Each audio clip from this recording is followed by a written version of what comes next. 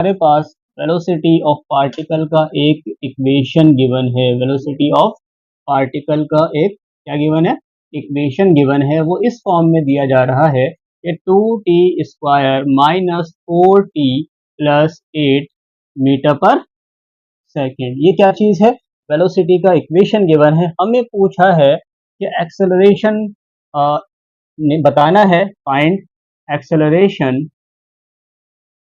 Eight t is equal to 2 second.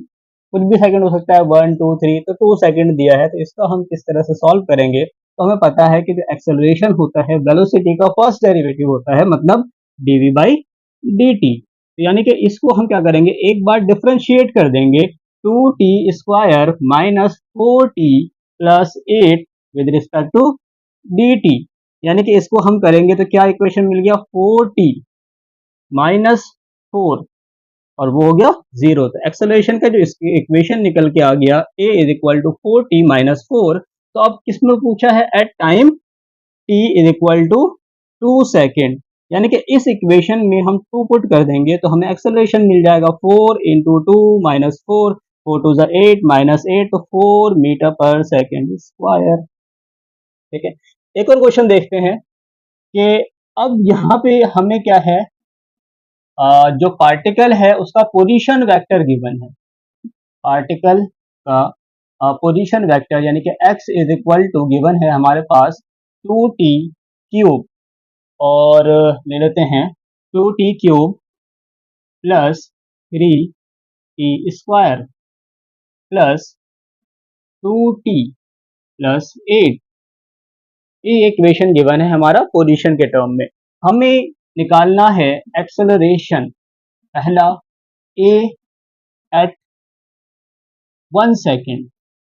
दूसरा question ये है कि फाइंड टाइम, आप टाइम निकालो eight which a is 0, eight which a is 0। तो इसके लिए हम क्या करेंगे, पहले हम एक्सेलरेशन का इक्वेशन निकालेंगे। हमें पता है कि जो dx के फॉर्म में है तो डबल डेरिवेटिव करना पड़ता है। तो इसका मतलब ये है कि पहले हम एक बार इसको डिफरेंशिएट करेंगे। तो एक बार डिफरेंशिएट करेंगे तो कितना हो जाएगा, d2t का cube plus 3t² plus 2t plus 8 divide by dt। तो जो इक्वेशन निकल के आ गया 3 टू 6 और 3 माइनस 1 2, 60² प्लस 3 टू 6 और 60 प्लस 2, ये निकल के आ गया वेलोसिटी का इक्वेशन। वेलोसिटी के इक्वेशन को दोबारा डिफरेंशिएट कर देते हैं, यानी कि d²x बाई dt कर देते हैं, तो हमारे पास दूसरा इक्वेशन निकल के आ जाएगा।